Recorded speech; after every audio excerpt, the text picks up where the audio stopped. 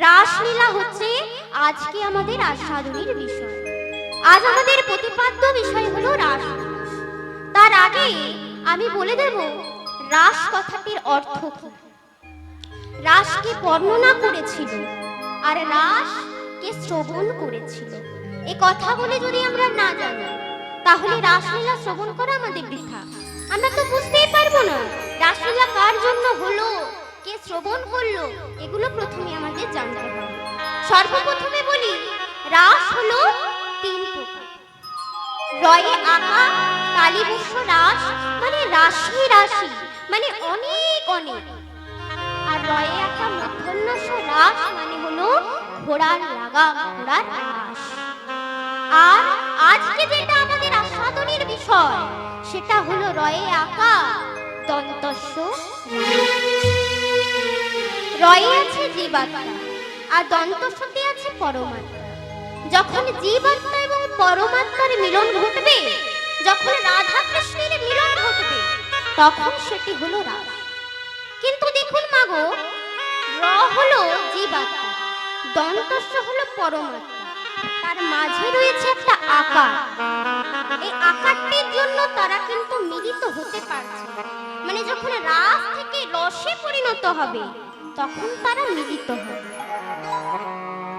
জীবাত্মা পরমাত্মা তো তখন মিলিত হবে যখন আকারটি দূরীভূত হবে।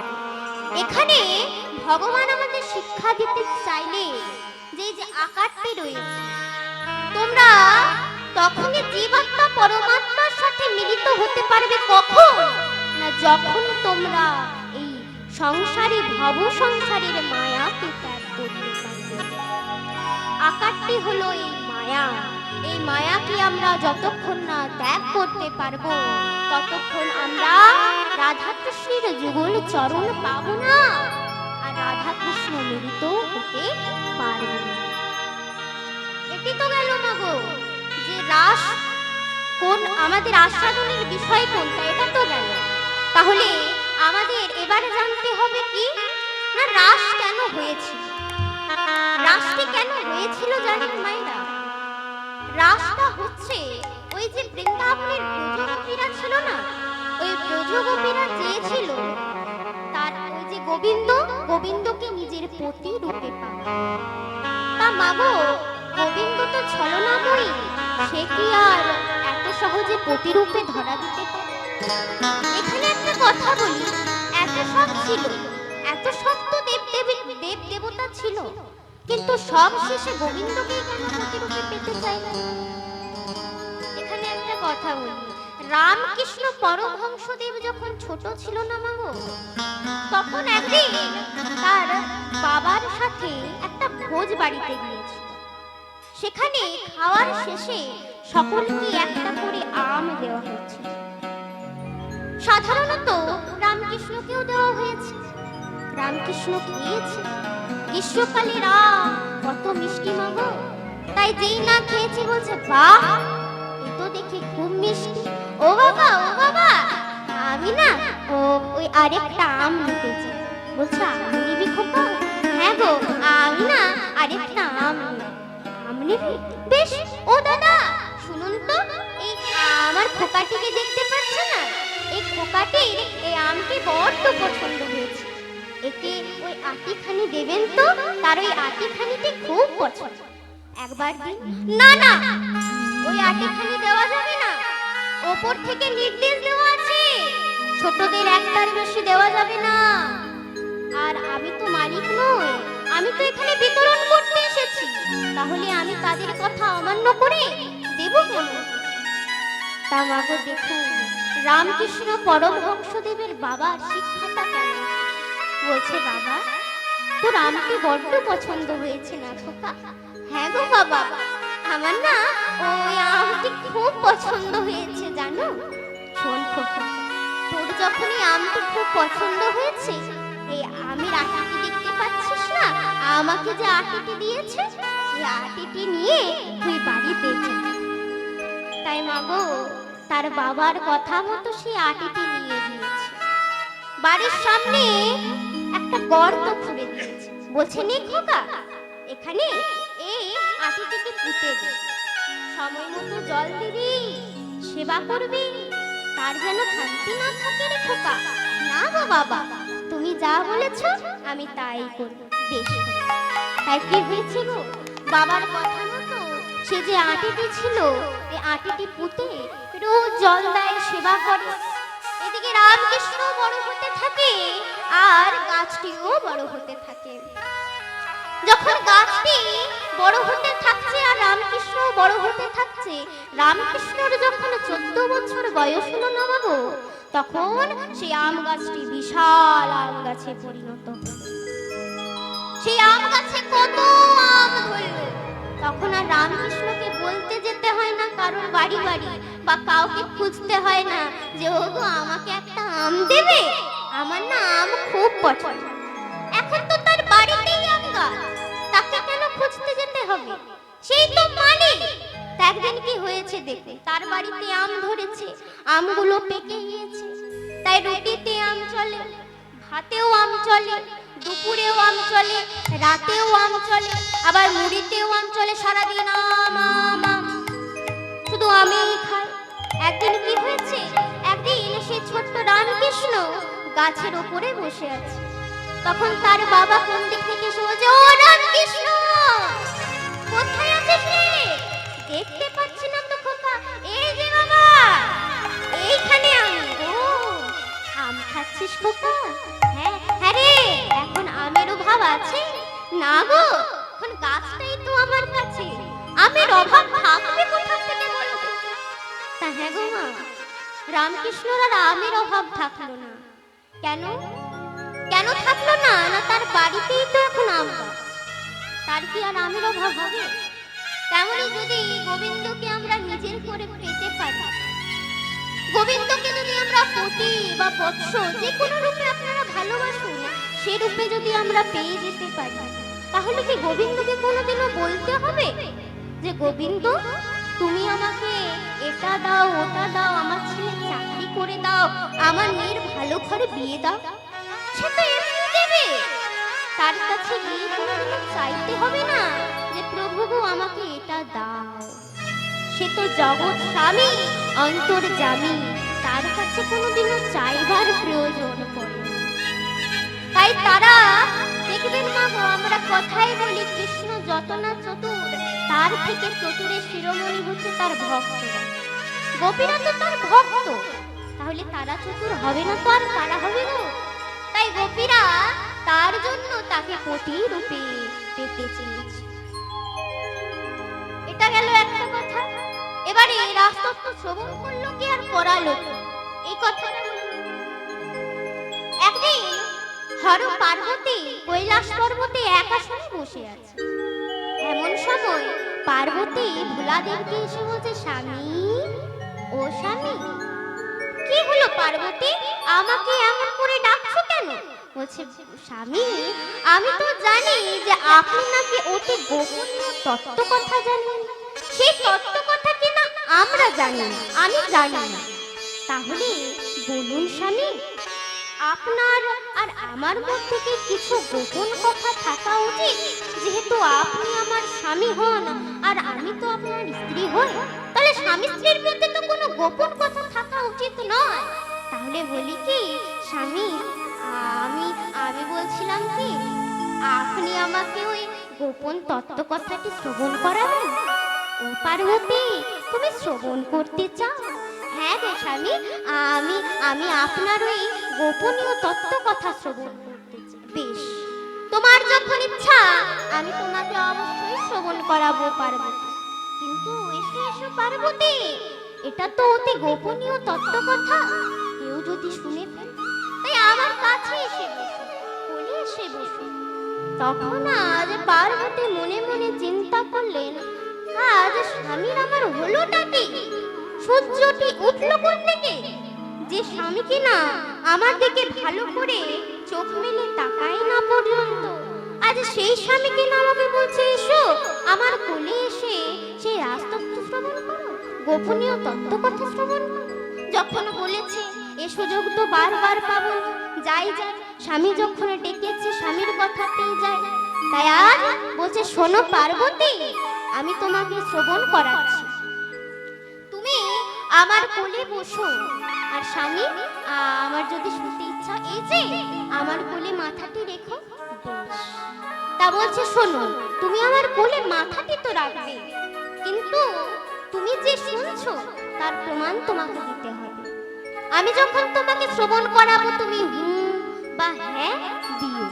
বেশ, তাই হবে। তা মাগো, এখানে কেন বলছেন যে হু বা হ্যাঁ দিও? কেন কি দেখবে, যখন আমরা ছোট থাকি, এখনো যদি কোনো ছোট বাচ্চা থেকে থাকে, তাহলে দেখবেন তার দাদু ঠাকুমারা গল্প শোনে, বলে না যে ওরে তুই হ্যাঁ হ্যাঁ দে। কেন বলে না? সে যে এখনো জেগে আছে তার প্রমাণ পাওয়ার জন্য। আর সে যখনই হ্যাঁ হ্যাঁ দেওয়া বন্ধ করে দেয়, তখনই দাদু ঠাকুমা বুঝে যায় যে ঘুমিয়ে গেছে, এবারে না বললেও চলবে। তাই বলছি, পার্বতী গো, তুমি কিছু বলো। বেশ, তাই হবে। তাজ মাগো গল্প শ্রবণ, গোপনীয় তত্ত্ব কথা শ্রবণ করায় করায়, কিন্তু মাগো গল্প শুনতে শুনতে তো আমরাও ঘুমিয়ে যেতাম। মা পার্বতীও সেই বোম ঘোলের কোলে মাথাটি রেখে আজ ঘুমিয়ে গেছে। আর মা পার্বতী তো ঘুমিয়ে গেল, এদিকে মহাদেব কিন্তু তার গোপনীয় তত্ত্ব কথা বলে। দূরে ছিল একটা সুখ পাখি, সেই সুখ পাখিটি দেখলো যদি মা পার্বতী হু বা হ্যাঁ না দেয়, তাহলে তো গোপনীয় তত্ত্ব কথা শুনতে পাবো না। তাই মা পার্বতীর গলার আওয়াজ নকল করে বলতে লাগলেন, বাবা স্বামী, খুব সুন্দর, আরো বলুন, খুব ভালো লাগছে স্বামী, বাবা স্বামী চালিয়ে যায়। যেই না এমন কথা বলছে, মহাদেব মনে মনে চিন্তা করছে, তাহলে হয়তো পার্বতী এখনো আমার গল্প শুনছে, গোপনীয় তত্ত্ব কথা মন দিয়ে শ্রবণ করছে। কিন্তু যেই না একটু মহাদেবের চোখটি মা পার্বতীর দিকে গেছে, দেখতে পাচ্ছে মা পার্বতী ঘুমিয়ে। পার্বতী, পার্বতী! স্বামী, আপনি আমাকে ডাকছেন? আমি তো, ক্ষমা করবেন স্বামী, আমি অনেকক্ষণ আগেই ঘুমিয়ে গেছিলাম। কি বলছো? তুমি ঘুমিয়ে গেছিলে? তুমি ঘুমিয়ে গেছিলে পার্বতী? তাহলে আমার সেই অতি গোপনীয় তত্ত্ব কথা শ্রবণ করলো কে? কি শ্রবণ করলো আমার অতি গোপনীয় তত্ত্ব কথা? দেখতে পেল দূরে বসে রয়েছে একটা সুখ পাখি। ওরে সুখ পাখি, তোর এত বড় সাহস, তুই কিনা আমার মুখ দিয়ে আমার সেই জানা অতি গোপনীয় তত্ত্ব কথা শ্রবণ করে ফেললি। শোন, তোকে আমি প্রাণী রাখবো না, তুই এটা অন্যায় করেছিস। তাই তুই যদি বেঁচে থাকিস তবেই তো 5 গান করবি, আর তুই যদি মারা যাস তাহলে 5 গান করবি কেমন করে? তাই তোকে আমি প্রাণী হরণ করব। তাই তার হাতে যে ত্রিশূলটি ছিল, সেই ত্রিশূলটি নিক্ষেপ করে দেয়। সুখ পাখিও ছুটে, ত্রিশূলও ছোটে, সুখ পাখিও ছুটে, ত্রিশূলও ছোটে, সুখ পাখিও ছোটে, ত্রিশূলও ছুটতে ছুটতে ছুটতে দেখতে পায় একজন কিনা মহিলা, যে কিনা স্নান করে চুল ঝাড়ছে। চুল ঝাড়লে মুখটা কেমন হয়ে থাকে গো? চুল ঝাড়লে মুখটি হাঁ হয়ে থাকে। দেখতে পেলে যে হাঁ হয়ে আছে, সেটি কে ছিল? না ব্যাসদেব মুনির স্ত্রী দীপিকা। যদি আমি এর মধ্যে প্রবেশ করতে পারি, তাহলে হয়তো আমি যাত্রায় বেঁচে যাব। তাই সময় বিলম্ব না করে তার মুখ দিয়ে তার গর্ভে প্রবেশ করল। তাই মাগো 16 মাস কাল মর্মান্তরে 18 মাসে সে জন্মগ্রহণ করল। সুখদেব গোস্বামী রূপে সে জন্মগ্রহণ। তা মাগো, সে অতি গোপনীয় তত্ত্ব কথাটি শ্রবণ করছিল কে? মা পার্বতী। কিন্তু আজ কে শ্রবণ, পুরোটাকে শ্রবণ করল? না একটা পাখি। তাহলে বুঝতে পারছি কেমন মহিমা এই রাধা কৃষ্ণের লীলা। তাই যে পার্বতী কিনা এই লীলাটি শ্রবণ করতে পারলেন না, একটা পাখি হয়েছে শ্রবণ করল। কি হয়েছে? একদিন সুখদেব স্বামী সে দৌড়াতে দৌড়াতে যাচ্ছে, দৌড়াতে দৌড়াতে চলে যাচ্ছে। কয়েকজন নারী পুকুর ঘাটে বিবসনা হয়ে স্নান করছে, তাকে দেখে কেউ লজ্জা নিবারণ করলো না। কেন না, তার কোনো কামনা বাসনা ছিল না। কিন্তু তার যে বাবা ব্যাসদেব মুনি, সেও তার পেছনে পেছনে যাচ্ছে, তাকে দেখে কিন্তু তারা লজ্জা নিবারণ করলো। কেন গো মা?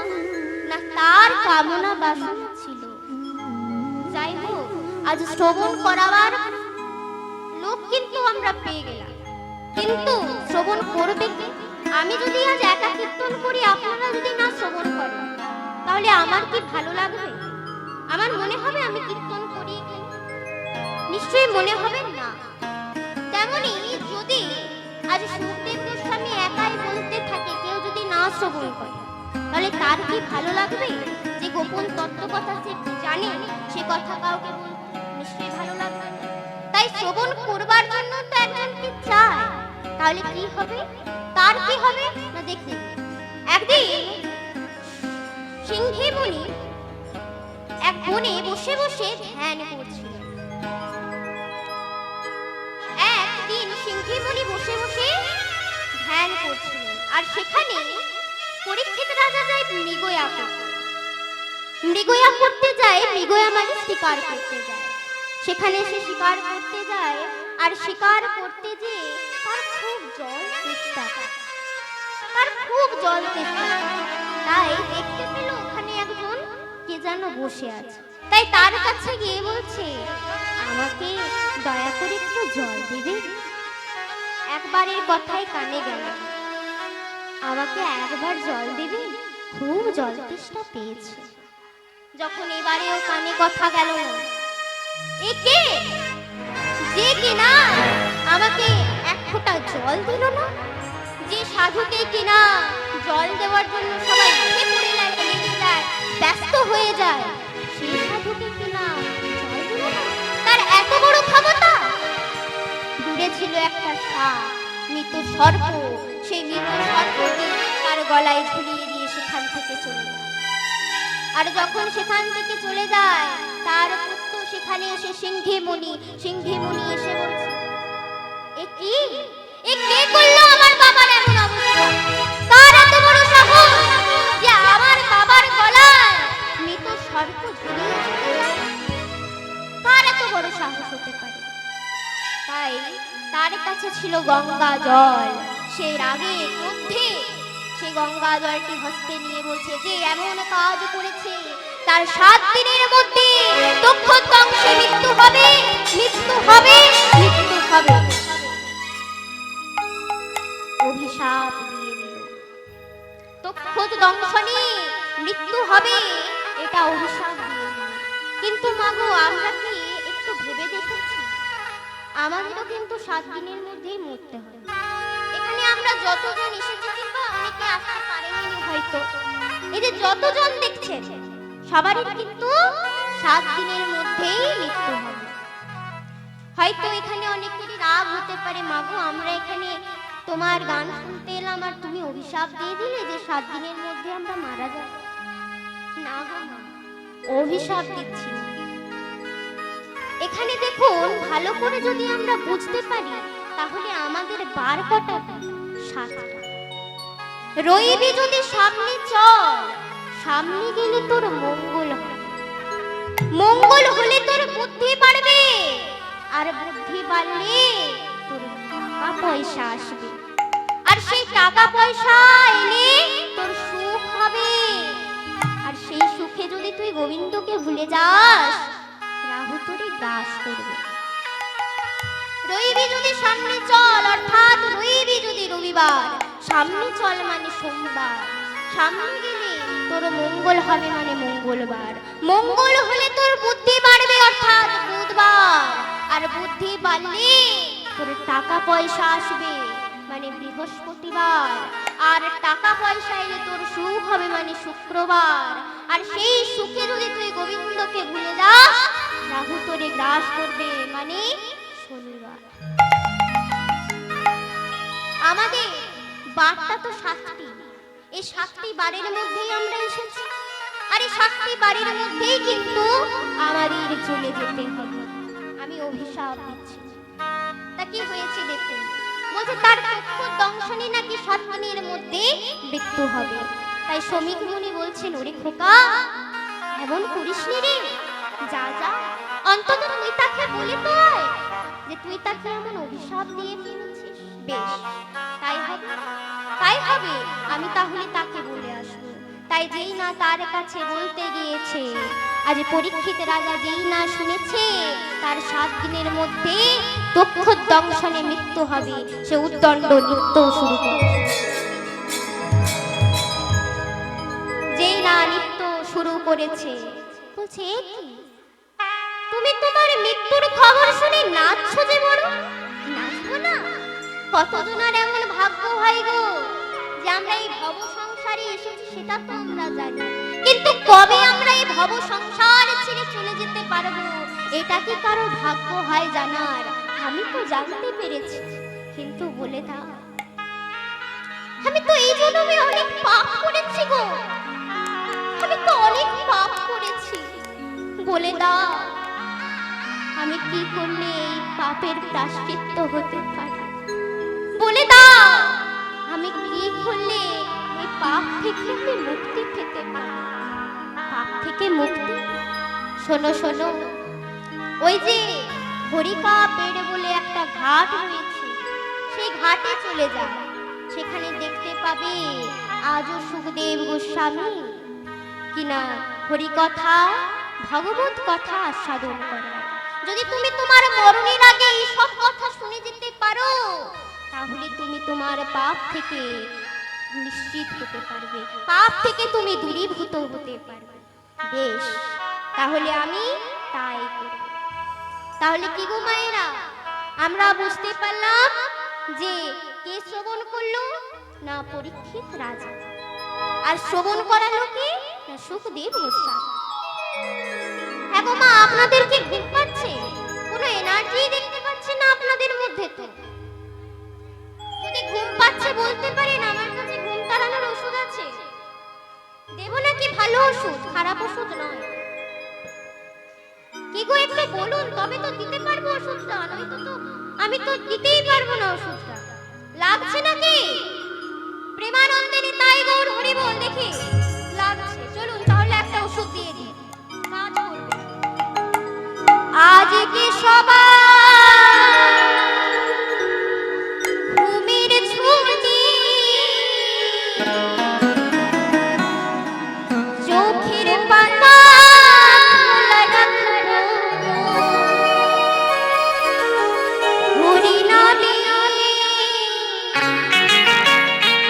কৃষ্ণ নামে আজ কি রাত্রি জাগবো। আজকে রাতে ঘুমের ছুটি, চোখের পাতা খুলে রাখবো, কৃষ্ণ নামে পাগল হয়ে আনন্দে মোরা নাচবো। আজ কি সবাই ঘুমের ছুটি, চোখের পাতা খোলা রাখবো, হরি নামে কৃষ্ণ নামে আজ রাত্রি জাগবো। ও আজকে সবার ঘুমের ছুটি, চোখের পাতা খুলে রাখবো, কৃষ্ণ বলে বাহু তুলে সবাই সারা রাতে জাগবো। চাঁদ জেগে থাকো, তারা জেগে থাকো, ওগো চাঁদ জেগে থাকো, তারা জেগে থাকো, চাঁদ জেগে থাকো, তারা জেগে থাকো। ওগো চাঁদ জেগে থাকো, ওগো তারা জেগে থাকো। আজ কি সবাই ঘুমের ছুটি, চোখের পাতা খোলা রাখবো, হরি নামে কৃষ্ণ নামে আজ রাত্রি জাগবো। আজকে সবার ঘুমের ছুটি, চোখের পাতা খুলে রাখবো, কৃষ্ণ নামে পাগল হয়ে আনন্দে মোরা নাচব। তোমরাও জেগে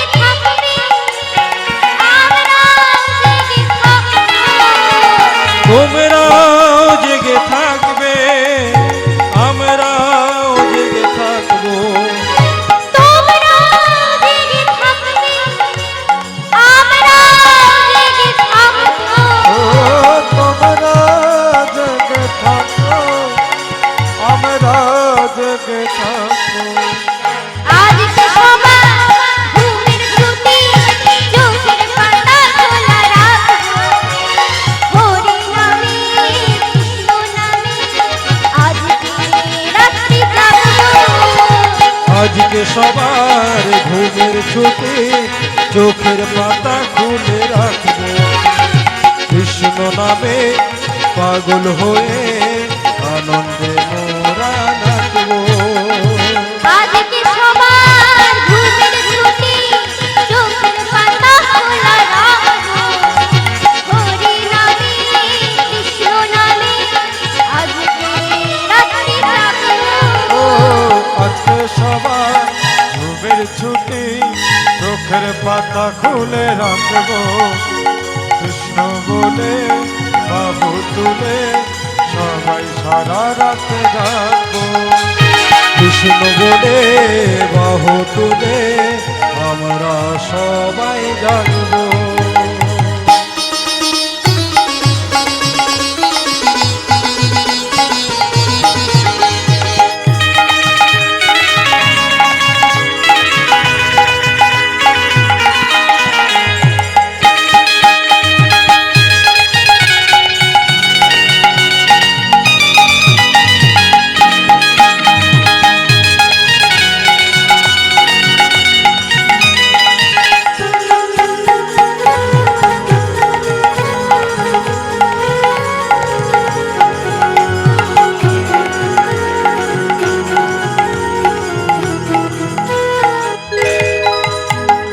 ওই দূরে ডাকে রাত জাগা পাখি, তারা বলে সুরে সুরে রাত আছে বাকি।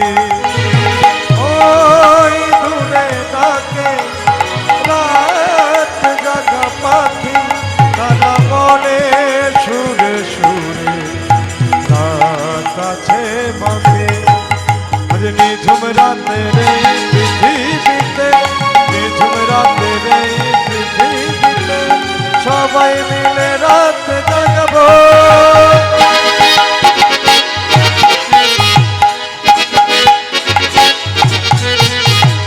আজকে রাতে ঘুমের ছুটি, চোখের পাতা খুলে রাখবো। কৃষ্ণ বলে বাহু তুলে সবাই সারা রাতে জাগবো। ও আজকে রাতে ঘুমের ছুটি, চোখের পাতা খুলে রাখবো। কৃষ্ণ নামে পাগল হয়ে আনন্দে মোরা নাচবো। কৃষ্ণ নামে নেচে গেয়ে সবাই সারা রাতে নাচবো। কৃষ্ণ নামে পাগল হয়ে আমরা সবাই নাচবো। সবাই সারা রাতে জাগবো, সবাই সারা রাতে জাগবো।